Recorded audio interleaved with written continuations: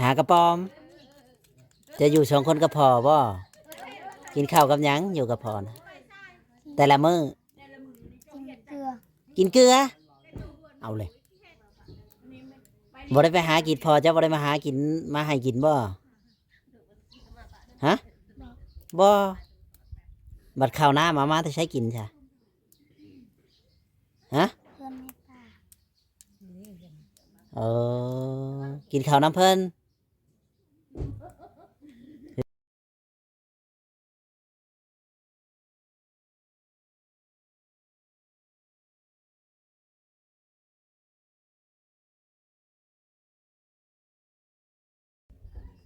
สวัสดีและสบายดีพ่อแม่พี่น้อง FC ที่หักแพงบ่ว่า FC พังลาวพังไทยแล้วก็ต่างประเทศเนาะกันยินดีต้อนรับเข้าสู่ช่องบ่าวจอยซาแนลอีกแล้วพี่น้องเนาะวันนี้ก็อยู่ที่เรือนน้องคนหนึงพี่น้องเนาะ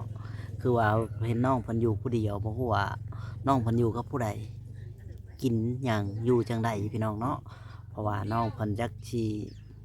เว้าได้หรือบ่เนาะขอเฮาก็มาเห็นน้องเพิ่นอยู่แบบนี้พี่น้องเนาะจังใดก็สิพาพ่อแม่พี่น้องไปโอลมแล้วก็ไปพูดคุยนํกันเลยเนาะกับน้องเพิ่นพี่น้องเนาะจังใดก็ฝากแม่ๆ FC เป็นกำลังใจแล้วก็ช่วยเบิ่งคลิปบ่าวจอยหน่อยเด้อพ่อแม่พี่น้องไปเบิ่งกันเลยพี่น้องเพื่อนชานบ้านแป้นเพิ่นก็ประมาณนี้แหละพี่น้องอืมเพื่อนเพิ่นก็ได้พี่น้อง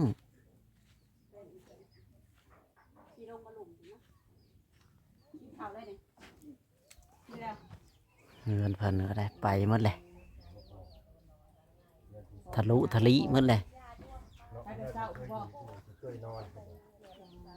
เออ ไปลงมา ในมะขาม ลงมาแล้วบ่ลงมาพี่ฮัม ก็สิลงแล้วนี่พระจะขึ้นไปหรือบ่าจอยจะขึ้นก็ขึ้นรถแล้วจอยเอ้ยไปสำรวจดูหาจอย คือบ่มีหยังขึ้นเฮือน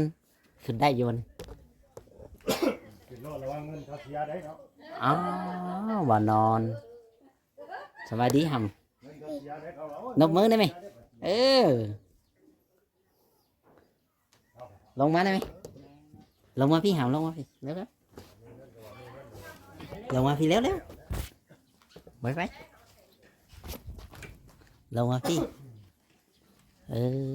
อ มานั่งหุ่มใหม่เด้อ นี่เลยพี่น้อง เดี๋ยวอยู่บนเก่าได้หมดนี่นอนอยู่บน ข้าง เก่า ในมาพี่ มาอยู่พี่หำไปอยู่คนนี้เออ อันเด็กซื้อก็ต้องแต่งมื้อนะคือ นั่งแล้ว เดี๋ยวกับส่งแต่มื้อนั้น เอาเกิบนะมานั่งแล้วเอาเกิบมานั่งแล้ว ยังบ่ได้เปลี่ยนเลยบ่เสือนะ มันบ่มีเปลี่ยนนะแน่นอน อยู่น้ำนะอาบน้ำอยู่บ่ โดยว่าได้แม่ โดย เออเพันถามก็ต้องโดยตัว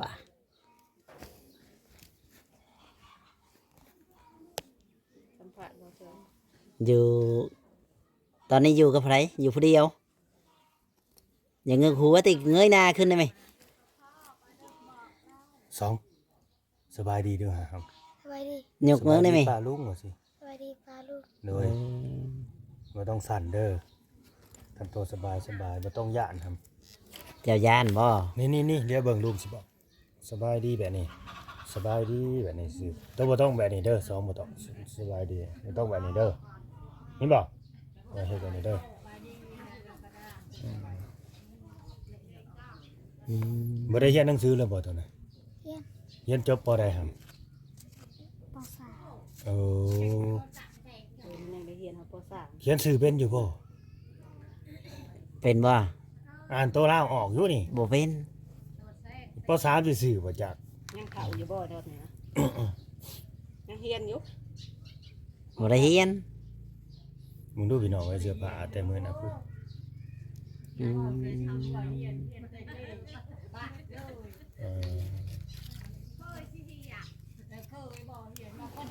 รียนบ่ เออ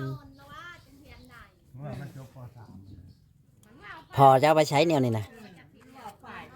ฮะพอไปใช้หากระปอม จะอยู่สองคนก็พอบ่กินข้าวกับหยังอยู่กับพอนะแต่ละมื้อ กินเกลือ กินเกลือ เอาเลยบ่ได้ไปหากินพอเจ้าบ่ได้มาหากินมาให้กินบ่ฮะบ่บัดข้าวหน้ามาแต่ใช้กินใช่ฮะ เพื่อนแม่ป่า เออกินข้าวน้ำเพิ่น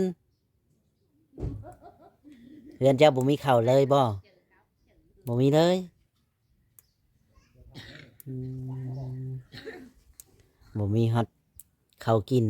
แต่ละมื้อไปขอกินน้ำเพิ่นบ่ให้บ่ฮะเพิ่นบ่ให้ป้าจะบ่เอออยู่น้ำป้า แต่จะมานอนนี่ก็พอนะเสื้อผ้าหน้าแพรก็มีตัวเดียวนี้ ไปใช้กับตัวเดียวนี้ ไปป่ากับตัวนี้ ด้วยอันนี้นะมาอยู่เพื่อนกันด้วยกันอยู่ อืมไปป่ากับตัวนี้ บัดแม่ได้ใช่เจ้าบ่เมื่อบ่อยู่นะแม่ เป็นแนวใดเป็นแนวใดคือบ่อยากอยู่นะแม่ เรียกมือ มันอย่างเมื่อคิดฮอดอยู่ว่าแม่นะบ่คิดฮอดเลย เป็นได้คือบ่คิดฮอด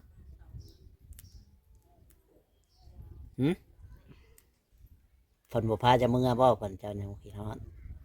เออกันฝนมาเอานะเจ้าสิเมื่อบ่เมื่ออีกเป็นยังไงคือบ่อยากเมื่ออยู่นำลาว บ่ได้ผ้าห่มมาให้หมอนี่ ย่านบ่ เดี๋ยวให้เลย เอามาเลยแหละมันบ่ได้มีผ้าห่มตุกนี่ตุกน้ำ ผ้าห่มก็บ่มีบ่มีหยังเลย มาสองพื้นโลดให้มันเขาละพื้นก็พอ เออผ้าห่มก็บ่มีน้ำในอาบใช้อยู่ไสแนวนี่นะไผไปตากเจ้าบ่ไผจ้ะ ไม่ซะ อาบน้ำน้องชะมื้อนี้ได้อาบแล้วอาบหรือว่าอาบกับเงือกหัวบ่อาบกับเงือกหัวติโอ้ย งามสองฟังภาษาลาวบางคำนี่ฮู้เรื่องบ่ฮู้เบิดบ่ฮู้เนาะบางคำก็ฟังออกเนาะ อืมคือบ่เว้าเลย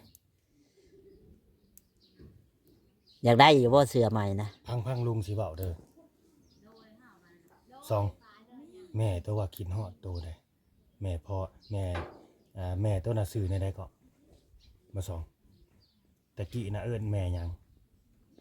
ซื้อแล้วในใด รู้จักบ่จัก ซื้อแม่น่ะซื้อในใดบ่เดี๋ยวนี้ว่าซื้อพรวิไลนะแม่นอยู่บ่แต่ซื้อกับพ่อกับอยู่กับมันอยู่นํกันน่ะซื้อหยังซื้อโกยซั่นบ่ สิกุที่ใช้เขาเอิ้นในบ้าน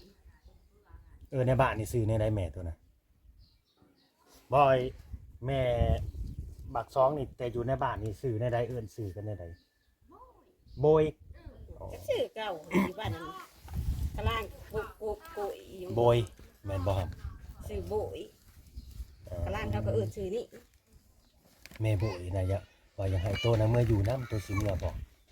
เขามีเฮือนหลังใหม่ได้เฮือนหลังใหญ่ได้แม่ตัวมีเฮือนหลังใหม่เลยได้เห็นแล้วบอกเฮือนแม่นะเฮ้ยบ่คิดจากเมื่อเลยบ่ บ่คิดเลย คิดฮอดอยู่บ่อายน้อง บ่คิดฮอดไปเลย พ่อได้ใช้คิดฮอดอยู่บ่ถ้าบ่อยู่นะพ่อดิ บ่คิดฮอดพอ พ่อเลี้ยงเนาะ เออ สองพ่อเคยตีตัวใช่บ่บ่เคยหาอยู่ แพงอยู่บ่พ่อนี่แพงบ่แม่ก็พ่อแพงไปกับกัน แพงไผหำฮะ แพงพ่อหรือแพงแม่ บ่จัก พ่อท่านบ่เข้าใจคำว่าแพง บ่จักหรือบ่เข้าใจภาษา เราบ่ฮู้เฮ็ดได้ไหน ผมนี่มีอยู่บ่พ่อผม เอาบ่ เอา นบมาได้ไหมเออ เข้าใจเด้อว่าสิ ใจเด้อน บเอาติ กูละพื้นเดียวกันพ่อเจ้า พอดีแหละมันนั่นแปลว่า มันยังฮอด มันบ่ฮอดเด้ ยามฮอด ยามฮอดพี่น้อง โอ้ เอ้ย ผมพอดีผมเลยบัดนี้มันบ่ฮอดพอดีผมผู้เดียว มันช่องนะ นะ ของคนละพื้นบ่ คน เล ละ ย พื้นได้ โอ้ แต่ โห พ่อกับพ่อพื้นหนึ่งแม่ลูกพื้นหนึ่ง เรือนก็ตั้งบ่ได้มีวิชัง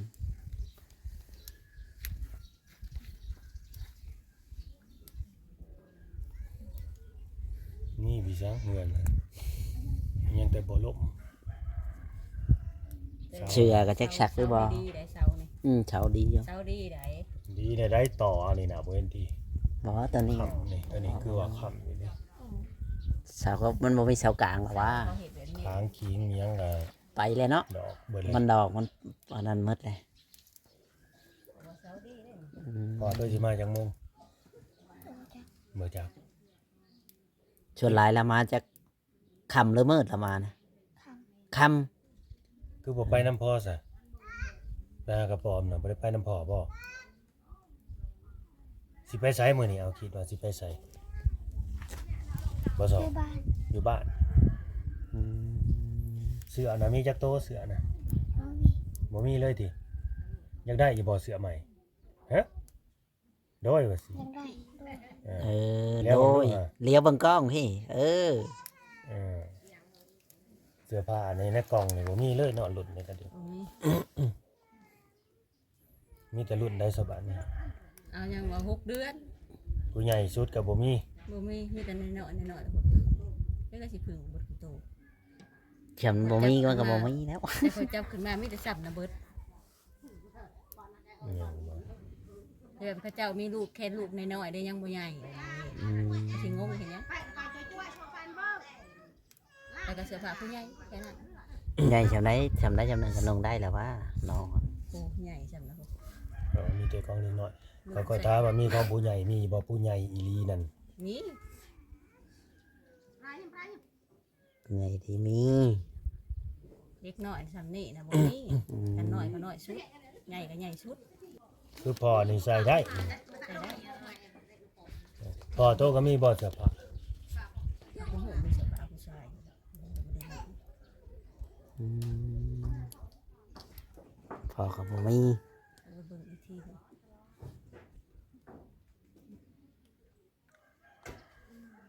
เราเป็นบ่ปากเนาะ อืม คันเราปากมันคืออยู่บ่ปากบ่เว้า ให้ซื้อให้เกือบนะ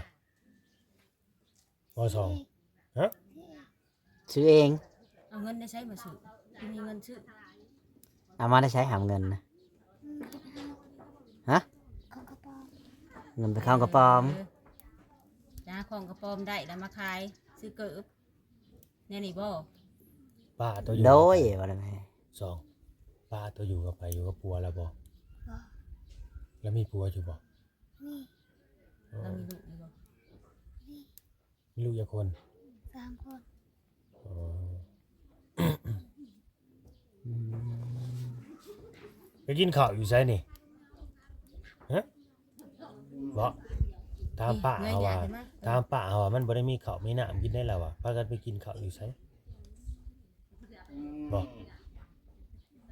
กินใช้ห เรียนป้า ำเงินป้า อ๋อ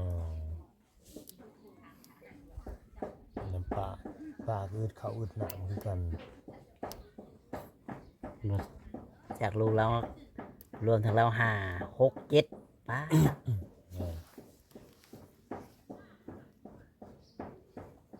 นี่เราเห็ดกินแล้วปะตามแจวแล้วปุ๊กปุ๊กปุ๊กปุ๊กปุ๊กปุ๊ก มันแจสู่เจ้ากินบ่หำฮะ นี่คือบ้านเราที่เราตามมันนี่ป้องเสียงดัง จำจะนางจากแกงหน่อไม้ ย่างได้แกงหน่อไม้อะไรกันนี่ นั่นดี ยิ้ว มัน เขา ในวันยังวะ ยิ้วเขา วัน มันขีดยาไว้ตัว ชูเอ้ยวันประหัส มันประหัดบ่ อืม เมื่อทางนั้นฮะท่านสื่อน้ำใหม่เมื่อแกงบ้านกับเถา อืม มันมีถูกตลาดมันสิขาย ยังมีถูกตวละ เอาถูกตลาดวันตลาดให้เขามาขาย ได้ชักอยู่ว่าเสือนี่ฮะ คือแข็งไม่ได้ชักเลย มันมีแผบบ่อหรือว่ามีน้ บ่มีน้ำบ่มีหยังแล้วก็อ้ ไผเอาใหายชง มี นี่ ตัวเปลี่ยนอีกได้จ้ะ ฮะ ซื้อ ซื้อไผชะยิบให้นะ พ่อ พอ ำพ่อเป็นคนยิ้มมาอีก อื โอ้ ม น่าชีวิตพ่อก็ างที่หูอ่อนแหละตีแม่จนตายคืนเหมือนกันแม่ในรีบ่สองพอตัวตีแม่นะ เห็นในเราคือตีฮะ บ่สอง บอกอยาก บ่ฮู้จัก เจ้าซอยพอหรือซอยแม่น่ะ แพงพอเลยมันก็ที่จอยพอ หมอนี่เพลงพ่อเลย แม่ตัวบ่สบายได้เด้นี่แม่ตัวป่วยได้ผมมาเจาะแม่บ่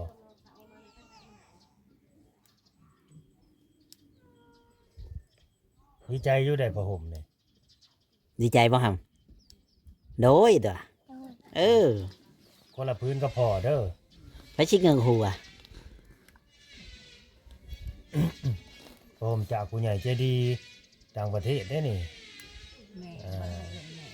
แม่ใหญ่ แม่ใหญ่ใจดี อันนี้เพิ่นผ้าห่มแบบนี้น่ะจัก4แม่นจักพื้นแหละ เศร้า หึ เศร้า เศร้าซะบ่ เศร้าคือ อืม เศร้าบ่ จักเศร้าหรือว่าเหาะถ้ารวมทั้งสิ้นมันจะว่าเศร้าผัวหายหั่นแหละแล้วแจ้งบ่าว่าเศร้า แบบตัวใดเป็น ไก่แย่บ่ห พอดีตุ๊บพี่น้องเลยจักชีวิตชุดแขนชุดขาเลยบ่อันนี่นะ ชุดเออแต่ ชุดบ่ ว่ามันหนักพื้นน้อย อืม ำมีผมหวาง เด็กน้อยแบบนี้เลย อ้าว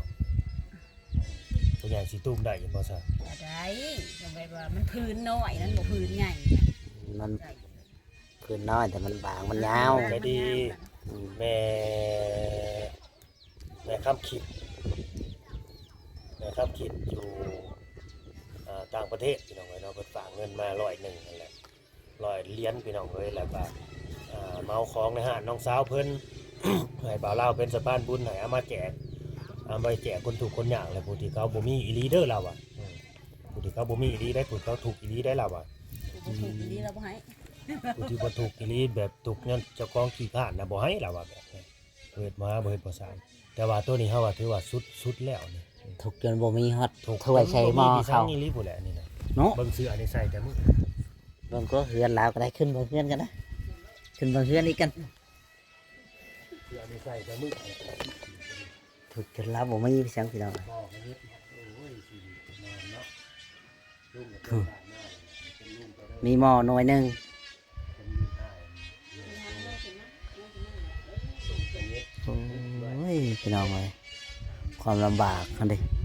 เชื่อก็มีที่ชำนั่นฮะขอรอถ้วยสิใส่แก้วก็ยังบ่มีบ่ได้มีพี่สังพี่น้องโอ้ยฟ้าเฮือนก็ได้ เบิ่งเอาเด้อพี่น้องเอ้ยถ้าFCท่านใดเห็นอีตนสงสารอยากช่วยเนาะข้าวน้ำจำปาก็บ่มีถกจนบ่มีหยังเลยพี่น้องเอ้ยเห็นแล้วเขาถูกใจพี่น้อง มื้อหนึงกิน โอ้ ข้าวย กินข้าวจะขาดมื้อหนึงจะโดยจะขาดไปยึดเอาในเกมตามตัด คือจำยังเพื่อนเขาเพื่อ เรากับเกลือ แต่ละมื้อต้องกินเกลือ แซ่บอยู่บอกที่เขา บาดจอยก็ได้เบิ่งทั้งเทิงแล้วเป็นได บ่มีหยังเลย บ่มีหยังเลยเสื้อผ้านี่มีอยู่บ่ อืม บ่มีอีก บ่มีหยัง จักว่าพอกับสุดคาคิงบ่จักลูกกับคาคิง บ่แม่นเป็นปีเลยป่ะแม่นบ่หำโดยติแล้ว โดย เออ แต่ตอนนั้นขอยเอามาให้อันแม่น่ะลายเสื้อผ้านะรอบนั้น อื นะ ม ซ้ำหม้อนี่นะ ชีวิตพี่น้องเลยลูกสาวพรวิไลเด้อนี่เด้ออีกคนหนึ่งเป็นน้องของบักป้องอันนี้เนาะบักห้ำซองอันนี้บักซองบักป้องอ่ะนะนี่คุณดูส่งเสื้อไปใส่นี่ตั้งแต่มื้อนะเขามาดีบ่ดีนี่น้องอาจจะใส่ก่อนหน้านั้นอีกนะสุดนี่นะนี่บ่มีวันนี้ได้ผ้าห่มซองพื้นมาให้เนาะ นอนก็ใช่ตัวนี้นอนบ่ บ่ห้ เออ ำใส่อันนี้นอนเลยบ่โอ้ยเนาะชีวิต นอนก็ใช่อันนี้นอน นุ่งนอนก็อยู่นี่นุ่งออกไปเล่นข้างนอกก็อยู่นี่ เกลือขี้ดินกับตัวนี้ ใส่ไปหาอยู่หากินกับตัวนี้ บ่คันคายบ่ห อดเอาเนาะ ำบ่ อ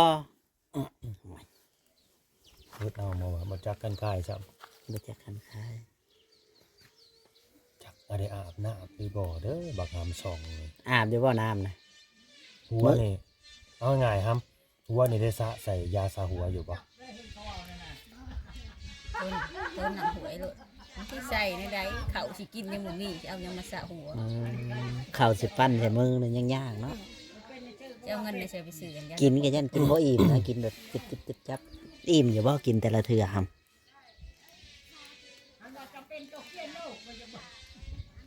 อืม ฝากในเด้อผู้รักผู้ใหญ่จะดีจะบุญเนาะแต่ก็มีข่าวดีก็มาได้แหละเพราะว่ามีทั้งผู้ใหญ่เพิ่นว่าอีหยัง อีหยัง อยากซื้อเสื้อผ้าว่าซั่นเนาะอยากซื้อเสื้อผ้ามาให้แล้วก็ซื้อเกิบบ่หรืออีหยังนี่แหละประมาณนี้เนาะเพิ่นแจ้งมาแล้วเนาะบ่ซื้อข้าวให้น้องเลยบ่ บ่เขานี่บ่มีเด้อ เอ